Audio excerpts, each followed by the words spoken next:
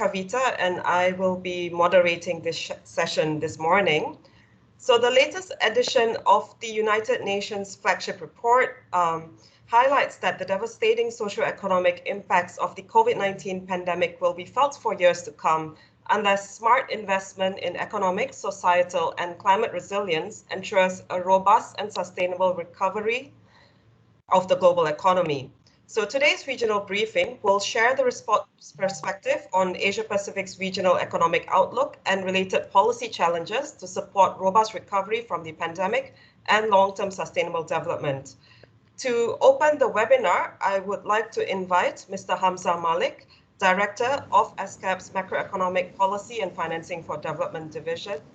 Hamza, the floor is yours. Thank you, Kavita. Thank you very much. Good morning, colleagues, friends. Good afternoon, good evening if you are joining us from other parts of the world, or good early morning to some of you that may be in this situation. Welcome to this presentation on World Economic Situation and Prospects 2021 regional launch here in Bangkok. This is a UN system-wide global publication, one of the major flagship publications of the UN system in the economic sphere. It's led by our Department of Economic and Social Affairs based in New York in collaboration with all regional economic commissions, all 5 regional economic commissions, including ESCAP. These are, if I have to say, these are unprecedented times. That there will be an understatement. All of us are experiencing really far-reaching implications of the COVID-19 pandemic in our personal lives, in our professional lives, and how we assess and foresee the economic conditions going forward. So we'll try and share some perspectives. My colleague will present it soon.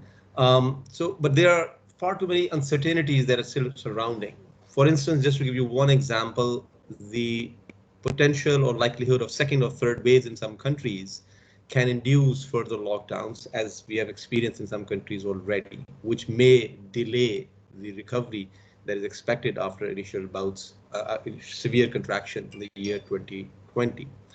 Then in terms of going forward, how the policy support that is urgently needed in far too many areas, especially from the fiscal side, there are going to be considerable fiscal constraints faced by several countries, especially in South Asia. How can they move forward in trying to support countries in not only in economic recoveries, but to provide support to sustainable development goals. Similarly, there are very severe risks now that the region and many developing countries are facing, that the pandemic has far-reaching socioeconomic impacts have probably reversed the development gains of past several years and decades, right? And some of the scars could be actually permanent.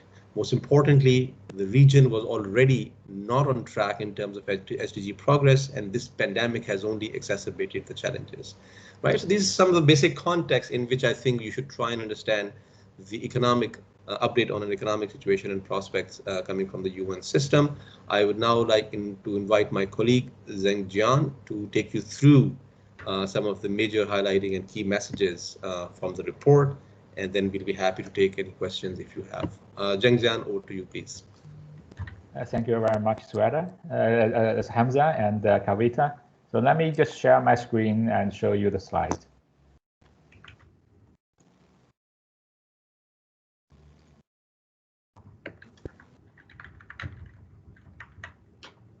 Okay, just to confirm that is the slide on?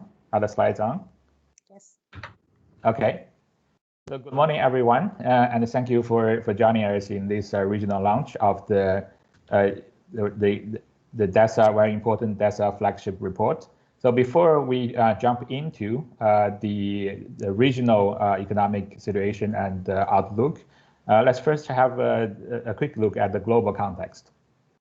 So the year of 2020 is by no means normal in economic terms. So the world output fell by 4.3% in the year, which is the worst economic contraction in 9 decades. So this contraction is more than 3 times higher than the economic contraction the world experienced during the global financial crisis, and all regions across the world, with the only exception of East Asia, experienced economic recession. And the crisis also dealt a massive hit to global employment. 2.7 million workers which represent 81% of the world's workforce, were affected. And many countries have experienced record unemployment in both developed and developing regions. And we expect in the report that global economy will only bounce back moderately and grow by 4.7% in 2021, which is far from enough to recover the output lost in 2020. And also the recovery would be highly uneven, both within and across countries, with also large uncertainties and downside risks. As you can see from these two charts, which highlights the uneven recovery and the economic situation across the world, across regions and across countries. So East Asia demonstrated its resilience in this crisis, as it has did in the previous several crises. However, the South Asia sub-region this time was among the worst hit. So in addition to this short-term economic injuries, we expect the pandemic to deal long-term scars to the global economy and society, and also have its inequality legacies. That, as you can see from the chart, which shows the uneven possibility for different groups in terms of working from home and telecommute. As you can see, as highlighted by the red circle, that the group with the lowest wages and lowest education or skill level are the groups with the least opportunity to adapt to the new the working patterns in terms of working from home and telecommute. So these groups were disproportionately affected during the crisis in terms of the employment loss and income loss. And in the longer term, in the post-pandemic recovery, we expect accelerated digitalization and automation, which is already starting in 2020. This will lead to structural disruptions in the job market, and many jobs in the previously like insecure sectors may be lost in this process and will never come back. So this means that a large group of vulnerable workers may have to be retrained and relocated to new sectors, and this will cause short-term and disruptions and livelihood suffering during the transition period. And more importantly, in the longer term, the lower investment and labor force participation, especially with the more vulnerable groups during this crisis, will depress future productivity growth and potential output, as well as the income of these vulnerable groups and households. So the crisis will also have long-term implications for the global trade. So during 2020, the impact was already felt. Global trade contracted by 7.6% in 2020, which is mainly due to disruption of cross-border travel and also international production network disruptions. And tourism was particularly affected with a 70% decline in international tourist arrivals. And we also saw volatilities in commodity markets. And the trade outlook is still clouded by downside risks. So this includes the uncertainty over future spread of the virus, the lingering trade policy tensions, the lasting economic damages from the crisis. And the crisis will likely to accelerate the structural shifts in global trade landscape. So this again includes the rise of the digital economy, the growing service trade of services, and the more resilience, the demand for more resilient global value chains. However, these structural shifts may lead to both challenges and opportunities, and trade policy strategies must focus on technology, infrastructure, and human capital. The pandemic also underscores a key role of global partnership and multilateral frameworks to glue the economies of the world together and protect the trade prospect for future economic development and growth. The progress worldwide towards the Sustainable Development Goals of the UN also suffered direct and collateral damages. So there was a significant setback, as you can see from the chart, on the SDG 1 for eradicating poverty. So the report estimates that the number of people in extreme poverty would increase by 131 million in 2020 worldwide. And the baseline scenario, as you can see from the thick blue line in the chart, that by 2030, which is the year set up as a target to eradicate poverty by that time worldwide, the baseline estimate suggests that close to 800 million people would still live in extreme poverty by the deadline for SDG 1. And in addition, 270 million people were estimated to have faced crisis level hunger in 2020, which is an 80% increase since the pandemic outbreak. The unprecedented stimulus measures from both the monetary side and the fiscal side help to stabilize the short-term economic situation. However, this also leads to narrower future policy space. Economies worldwide deployed unprecedented monetary measures in response to this challenge. And we saw that global debt would increase over 15%, which is nearly $10 trillion, and which is the largest peacetime borrowing from future generation. However, developing countries, as you can see from the chart on the left, the scale of their fiscal stimulus packages have been much smaller compared to that of developed world, reflecting their already much more limited policy space and the difficulty in borrowing. And the significant increase in debt levels across the world, as you can see in the chart on the right, it reflects the dual challenge faced by many countries of both falling revenues and also increasing expenditure needs. The economic contraction also further aggravated the situation and increased the debt to GDP ratios when the economic size shrank in 2020. And for the future, a toxic combination of weak investment, low inflation, and low growth will put further pressure on debt sustainability concerns. The growth through investment in productive sectors would be critical for the countries and the world to react to this challenge and to ensure that the debt sustainability in the longer term and avoid making future generations worse off because of the debt built up. But now we turn to the more regional, like specific economic prospects. So this part is divided into two regions.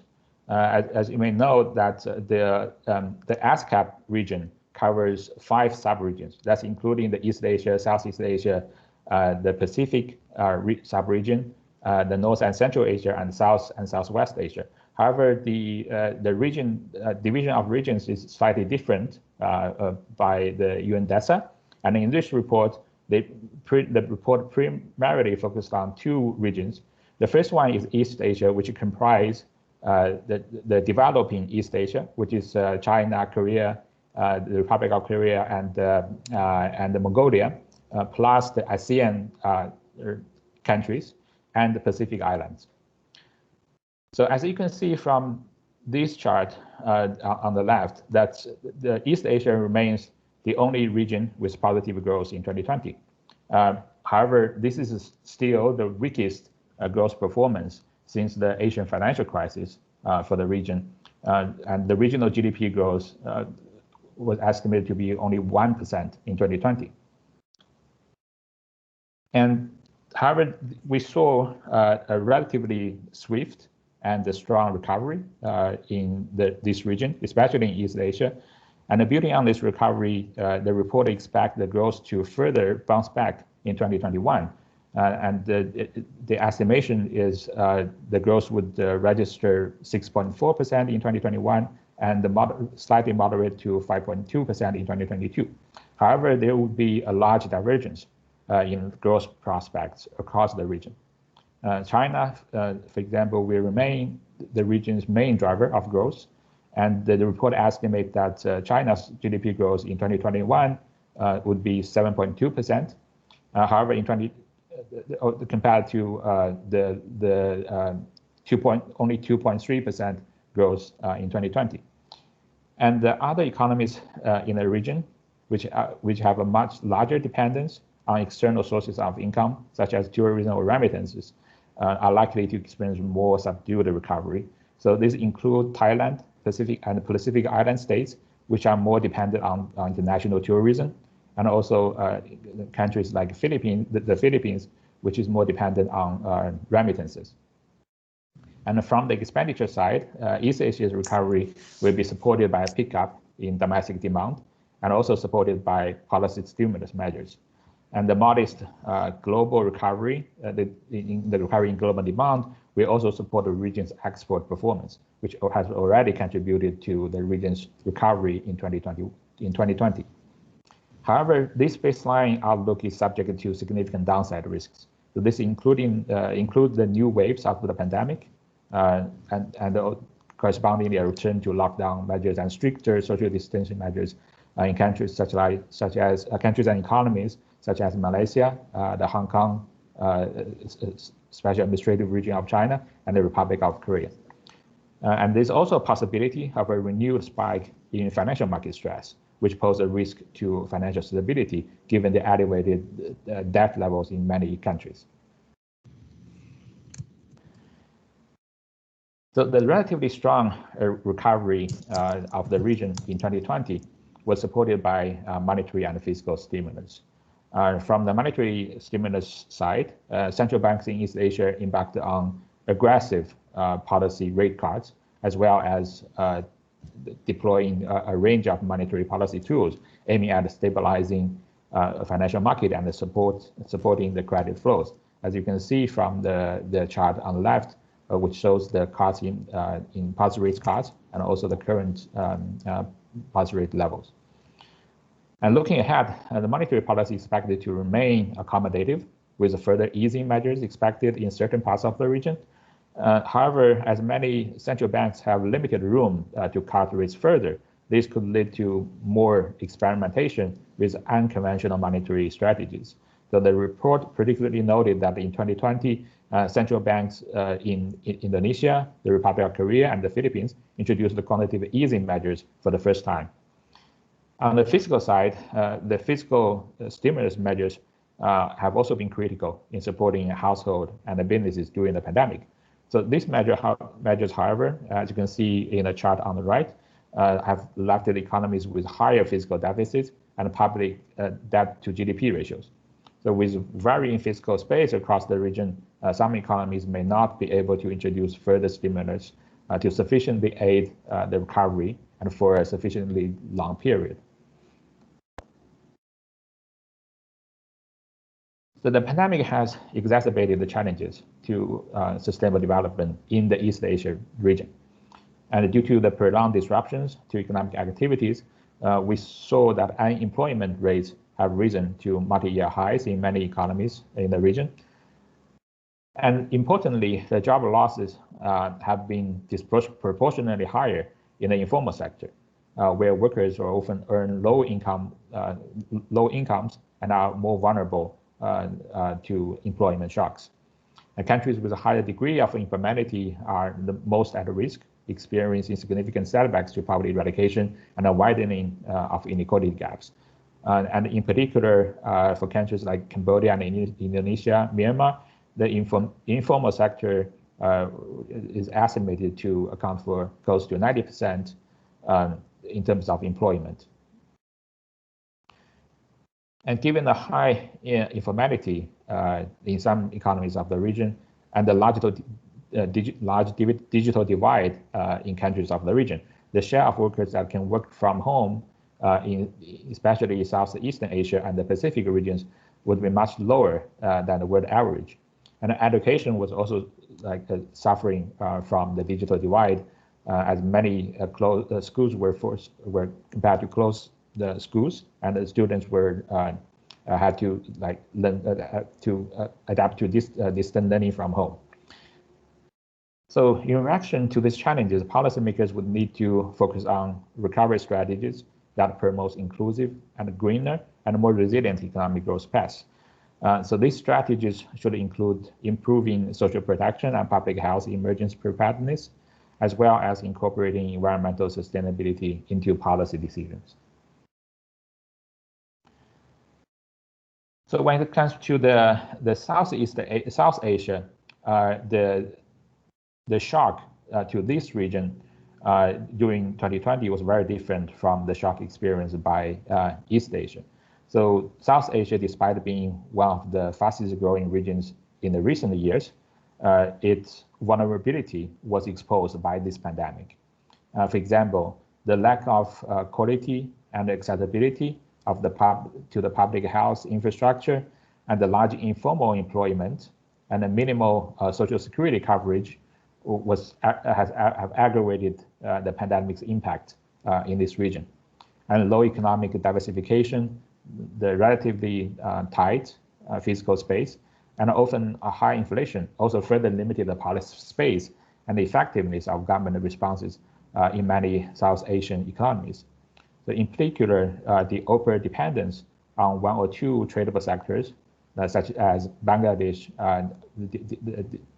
dependence on the garment industry, Bhutan's dependence on iron and steel export, Nepal's dependence on travel and tourism, India's dependence on ICT sector and automotives, and Maldives' dependence on tourism, and Iran's dependence on oil, all made these economies especially vulnerable to external trade shocks during this pandemic. As a result, the regional economic growth plummeted from 3.1% in 2019 to minus 8.6% in 2020, which is comparing to the 5.1% which was predicted a year ago. So the total loss, output loss, was more than 13% of the economy in the region if the lost growth was also accounted for. So this is the worst performing development region, unfortunately, worldwide in 2020. And the largest economy in the region, India, was particularly hit, and its GDP growth is estimated to be minus 9.6% in 2020, which is the largest economic contraction in history. And as a result of the economic recession, the poverty also shot up in this region. So South Asia is estimated to account for 4/5 of the global increase in extreme poverty, and also the progress of many other SDGs has also been erased as a result of the economic, worse than expected economic performance.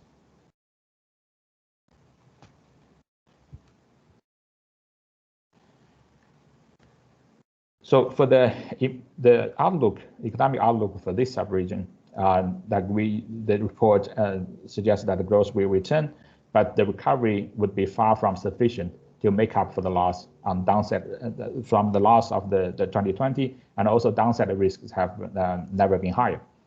So the baseline forecast predicts that the region will grow by 6.9% in 2021, which is based on the assumption that the trade and investment would pick up and the pandemic would be curbed.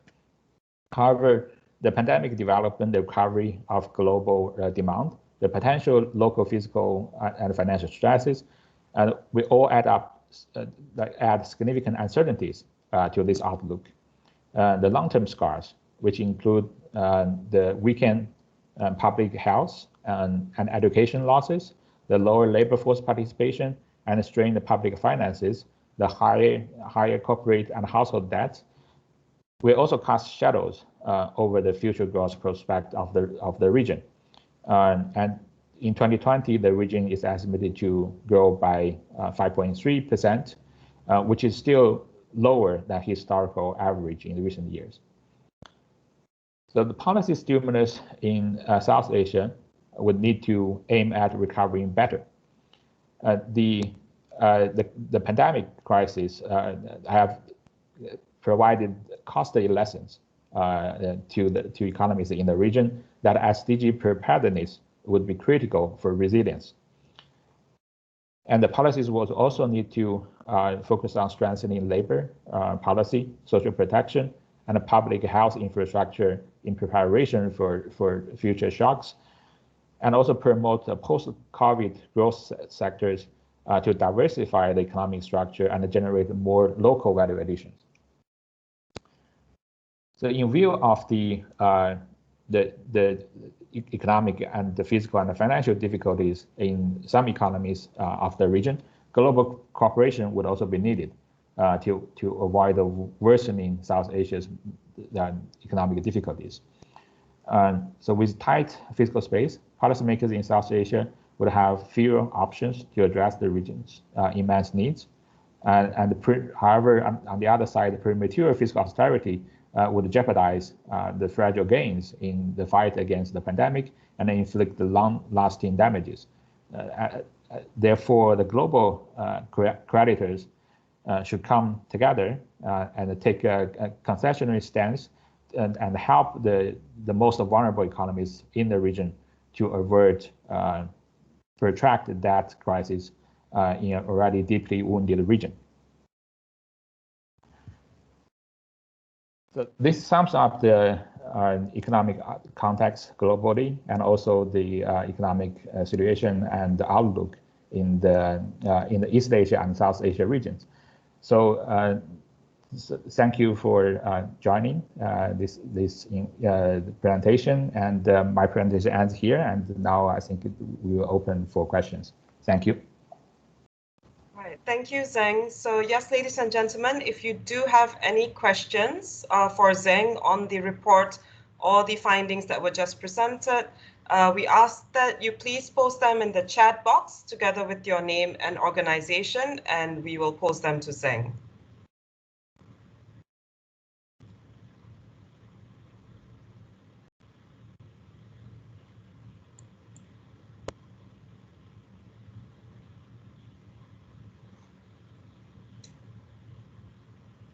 Okay, it's all silent in the chat box. So I am going to take it that there is no questions, but maybe we'll give people a couple more minutes.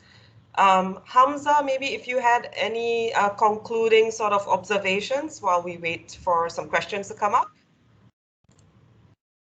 Sure. I mean, Zeng laid it out very clearly with data and evidence and numbers, but I think the overarching message is pretty simple.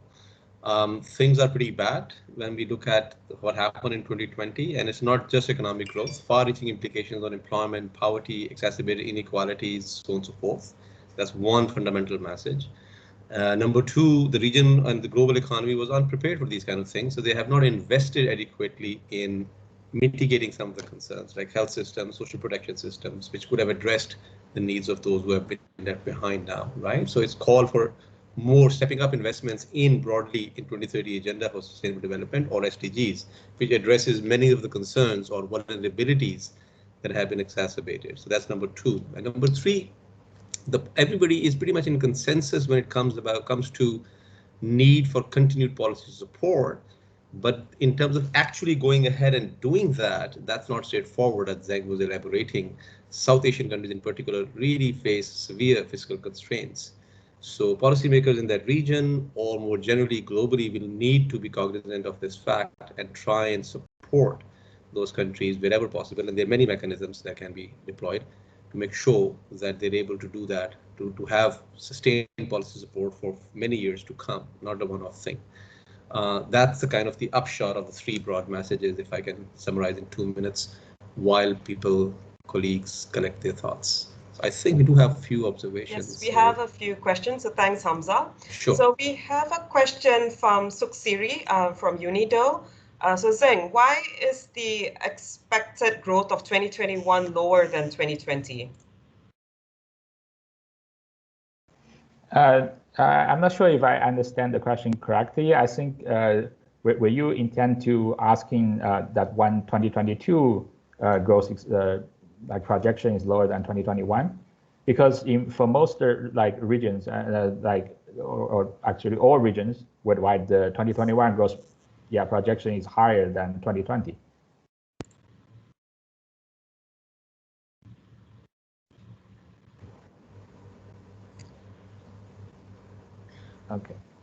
Okay, so we'll take on the next question then, Zeng. From Vivian Massot, what are the risks of fiscal unsustainability in India? Okay, at the country level, I think there will be many factors affecting the fiscal sustainability. But for India in particular, the Indian economy was already like growing slower than its potentials in 2019 and experiencing financial stresses in certain areas. So the pandemic further aggravated the challenges that the government has to face. And especially that the financial sector stability is always a concern with the non-performing loans issue in the banking sector, for example. So that will restrict the monetary and the fiscal policy response, the space for monetary and fiscal response. And the government needs to take a more balanced and cautious approach in terms of the scale and the methodology of providing fiscal and monetary support to the economy. Thanks, Zen. And just going back to Suksiri's question, so she has clarified it is indeed why is 2022 expected growth lower than 2021? Sure. I think first we need to be very clear that as the report highlighted that there are extreme uncertainties in terms of economic outlook. And including not only including the pandemic situation, whether it will be contained, whether the vaccine rollout will be fast enough to help the countries, and also the heightened debt levels worldwide, and the monetary liquidity injections, massive liquidity injection into the financial markets, will also pose questions and concerns regarding the financial stability worldwide. And for developing economies, the global financial flows is also not that predictable. So there are many downside risks that need to take into account, and the baseline projections to a part reflect those uncertainties. And more importantly, is that for 2021, the growth is a compensation growth, because there was widespread economic recession in 2020. So even for the economy to return back to the 2019 levels, the economy would register relatively high growth just to compensate for the loss and economic contraction in 2020. However, in 2022, the growth trajectory probably will become more normalized, so the compensation effect would be less. So that's to some extent leads to the lower growth projections in 2022 compared to that of 2021. Thanks, Zeng. So now a question from Raghbendra Jha, Australian National University. The emphasis is on demand side, but how about mending broken supply chains? And on this part, the global value chains indeed took a hit at the early stage of this crisis, especially in the East Asia region. That in the first quarter and also second quarter, the local value chains were severely interrupted by the pandemic. However, the global value chains also recovered relatively well from the third quarter and the fourth quarter. And we saw that the countries like China and Vietnam and also economies like Taiwan have registered historical net trade, trade surplus in the third and fourth quarter of 2020, indicating that the supply chains have recovered relatively well, at least in the East Asia and Southeast Asia, and also compensated for the production disruptions in other parts of the world by supplying the world with more goods. And for the future outlook, it is likely that the disruptions in global value chains will become less and more manageable. However, as highlighted in the report and in my presentation, that we do expect the global value chains will adapt to the lessons that have learned during the crisis and restructure or reorganize to achieve greater resilience. So and also because of the ongoing trade tensions and uncertainties and the general trend of slowing merchandise trade worldwide, even before the pandemic, that the growth in global value chains may not be as strong as previously experienced in the previous decade. All right, thanks, Zeng. So now a question from Rajiv Biswas, IHS Market. Which countries in Asia have the highest external debt financing risk in 2021? And I think we don't want to highlight the specific countries, but I think for smaller countries, which have the relatively narrower fiscal space, and also more dependent on the trade or a specific sector, revenue from commodities, or revenue such as from tourism or remittance, and also countries which were already experiencing physical or financial stress in one way or another would have higher risks in terms of the fiscal sustainability and fiscal stress.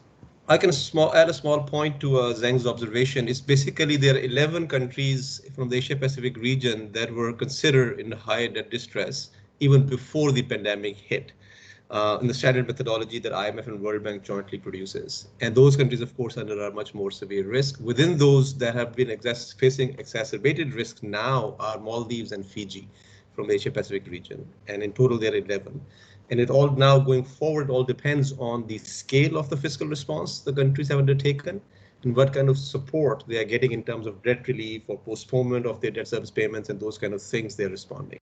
So we'll know a little bit down the line which countries are going to stand out more in terms of debt risk going forward. But short answer is about 11 of them. You can find them on the IMF webpage or any place, but in particular Maldives and Fiji, simply because a large portion of these economies depend on tourism, and tourism is under serious stress. So revival of the economies is under the clouds at the moment, influencing the future outlook. All right, thanks, Hamza. Next question is from Peder Gustafsson, Asia correspondent of Swedish Radio. What effect can the RCEP have on the economic recovery of the region?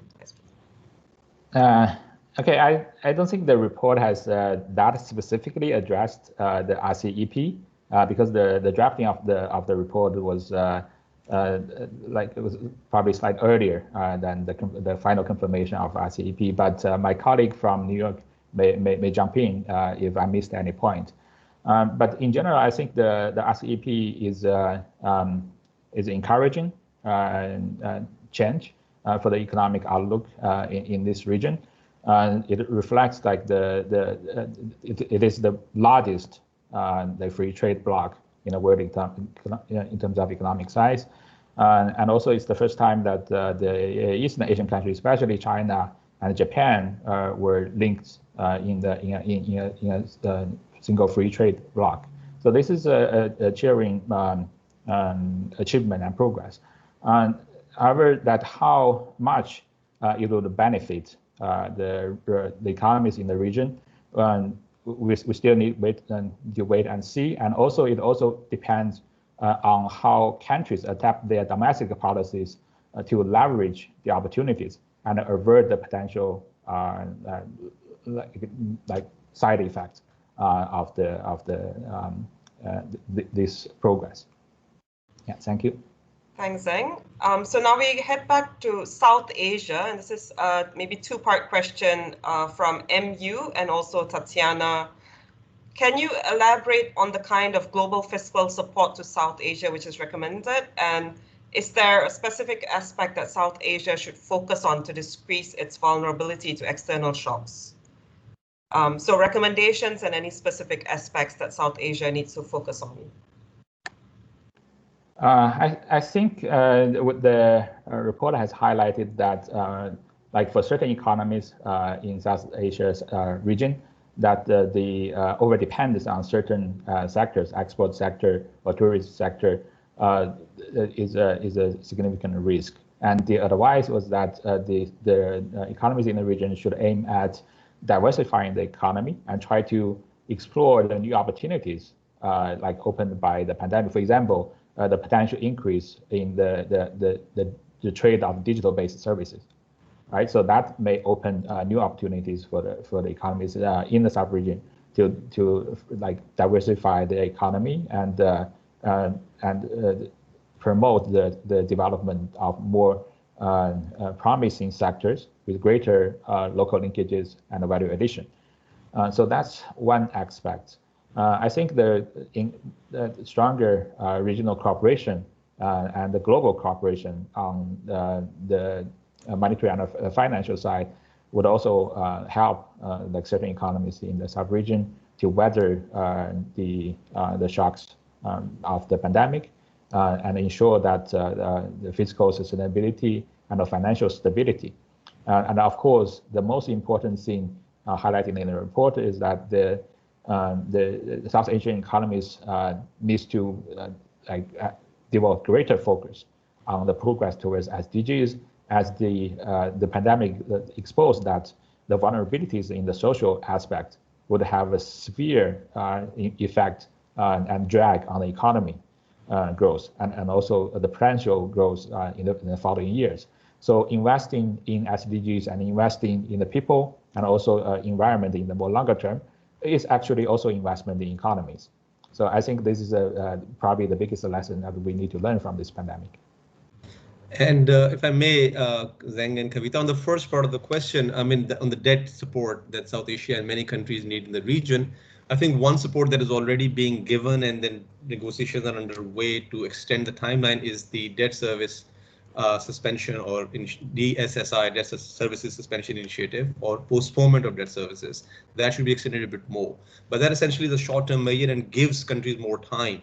But what are they supposed to do in that time? I think the current fundamental advice is they need to focus on developing their domestic capital and financial markets.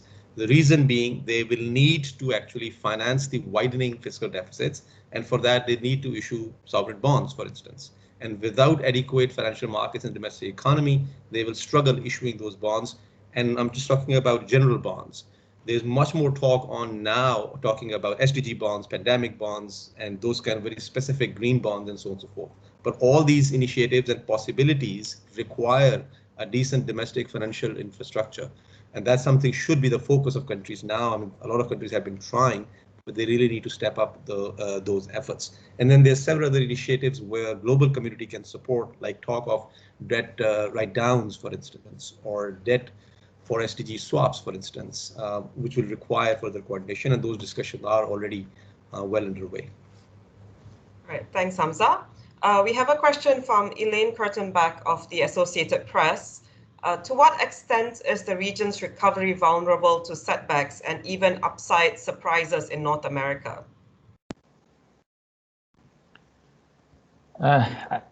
Thank you.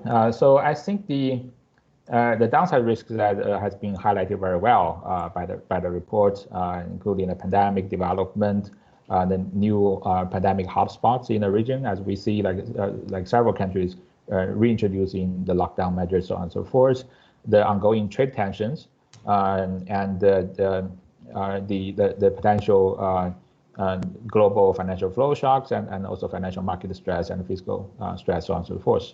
In terms of the upside risk, of course, as highlighted by the question, that the change of leadership in the United States and the possibility of the easing on the trade tensions between especially the US and China would be probably upside risk in that sense. However, I think the general, like a more broader consensus is at the moment is that despite the change of the leadership in the United States, the trade tensions in between US and China is unlikely to significantly reverse the earlier trend. So this is both due to the more geopolitical tensions of these two nations, and also due to the more broad support of a more conservative trade strategy in the United States. So we probably will more see the change of the method in terms of the competition between the two countries, but probably the tensions will still linger on for a longer period. But we, of course, we hope that the competition would be mutually that would be positive. That is a virtuous competition. That both countries will compete to provide more global public goods to the global economy and global society, and compete for the leadership in terms of for example, the fight against climate change, so on and so forth, rather than being a vicious competition that is it's literally a zero-sum game hurting both sides. Right, thanks, Zheng. So now the next question, could you share more details on the FDI flows to Asian economies? We noticed that UNCTAD's prospects for the global FDI in 2021 are relatively pessimistic. This is a question coming in from Xiaomin Chui from the Institute of World Economics and Politics, the Chinese Academy of Social Sciences. So FDI flows. So on this, I haven't read in detail in this. So my colleague, Pauline, from our headquarters in New York, to help me with this question. Pauline, if you're there, could you jump in? Yeah. Good afternoon, everyone. Thank you, Zheng, for presenting. We don't actually have our own projections on FDI, but basically our outlook on FDI flows in Asia is that based on the UNCTAD projections, 2020 is estimated to be quite positive for the Asian region as a whole, but this is to caution that these projections are very uneven across regions. While China has seen positive recovery in FDI flows, we are seeing most countries in the ASEAN region suffer a contraction. Okay, thanks, Pauline. Like to also, yes? Sorry, you're continuing. Sorry. Let's go ahead. Sorry, my Wi-Fi connection is pretty bad. Can you hear me now? Yes, we can. Please go ahead. Yeah. So just to repeat what I said earlier. Yeah, the FDI flows are quite uneven across the region. This is given uncertainty surrounding the domestic outlook, how the COVID measures, how the COVID situation is progressing in different countries, which is also affecting investor confidence across the region. As I mentioned earlier, some of the ASEAN countries are suffering quite large FDI outflows. Going forward, the prospects for FDI across the Asian region would determine a lot on the progress of COVID, how countries are able to contain the virus relatively quickly, as well as the progress on vaccination in these countries. So this will all affect investors' sentiments towards the region.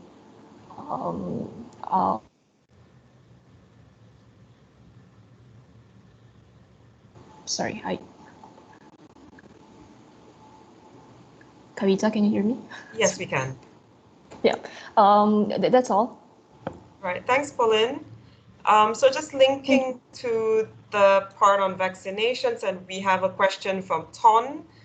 What is your assessment on Thailand's economic recovery outlook in 2021? Would the tourism recovery depend heavily on mass vaccination and relaxation of inbound foreign arrivals? I think this might not directly, the second part might not directly refer to the report, but maybe you want to take on the first part. So. Sure. I think, yeah, indeed, the stress on global tourism is a big blow to Thailand's economy. I think if I recall the data correctly, that 11% of the economy is linked to the tourism sector.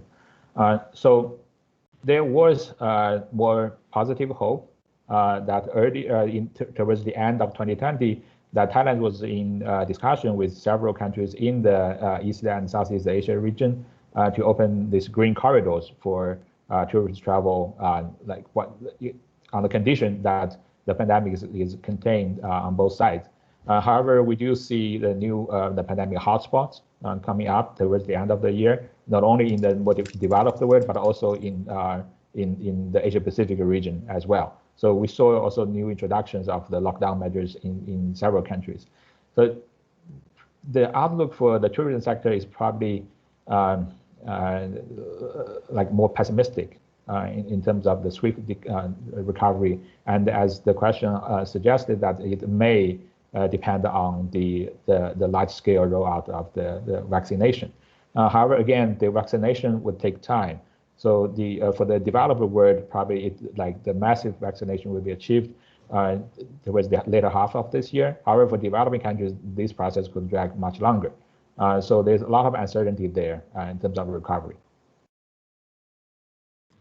Okay. And now we have a question from Joanne of Palladium. Given the success and resilience of China and to some extent Korea, would you suggest the nationalization of big corporations in key sectors as a strategy for big countries like India and Indonesia to strengthen their fiscal situation? Okay, thank you.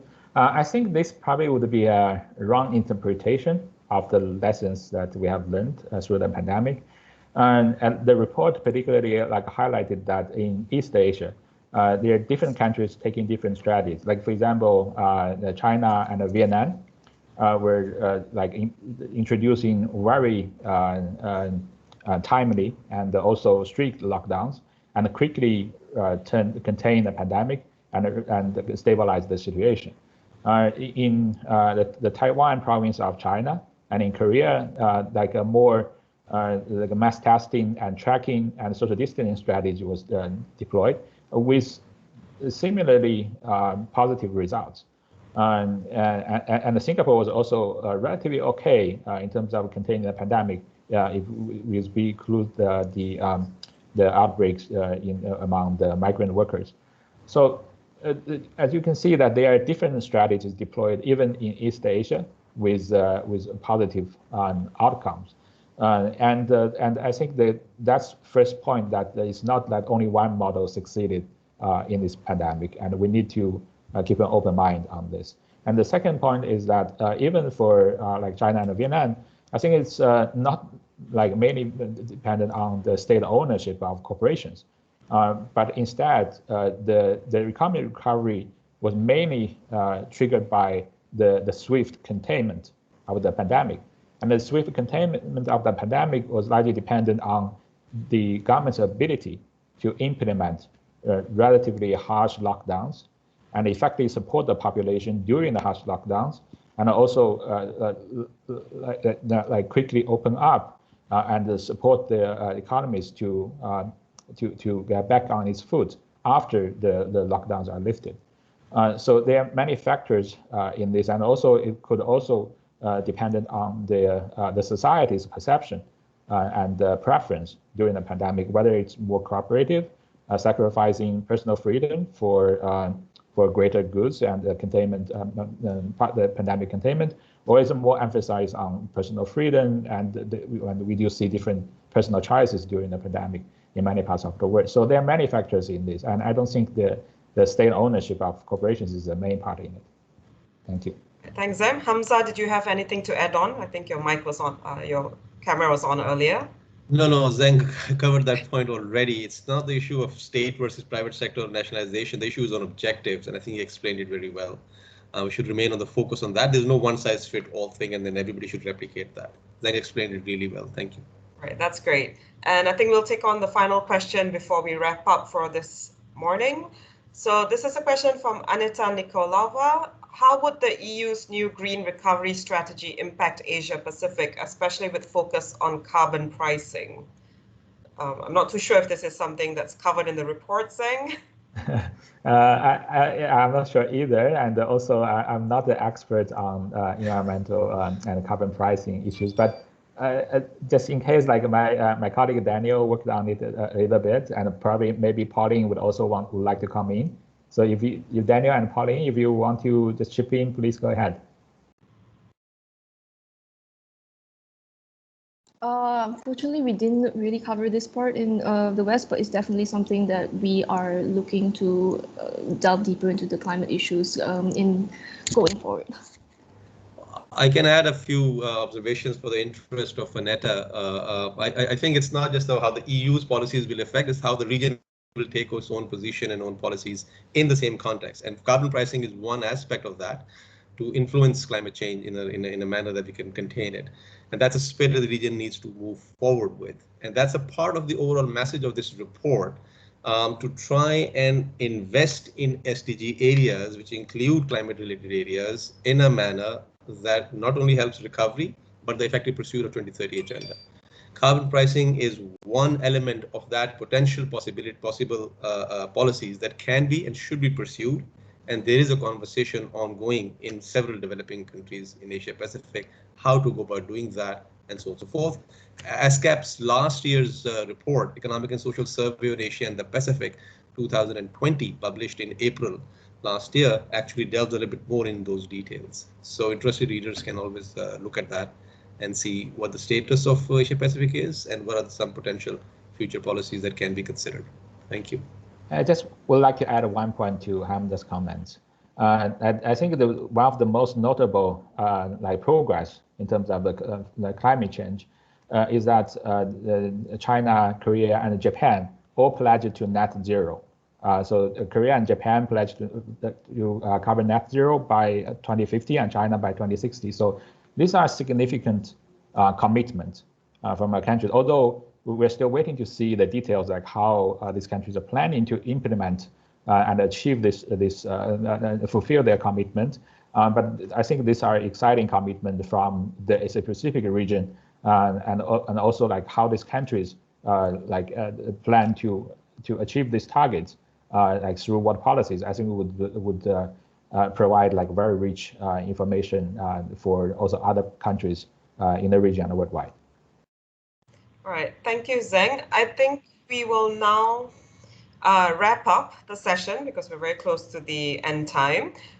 So ladies and gentlemen, if you have any follow-up questions, please email us at escap-scas@un.org, and we'll be happy to take on follow-up questions. I'm sure Zheng will be on standby to respond to them all.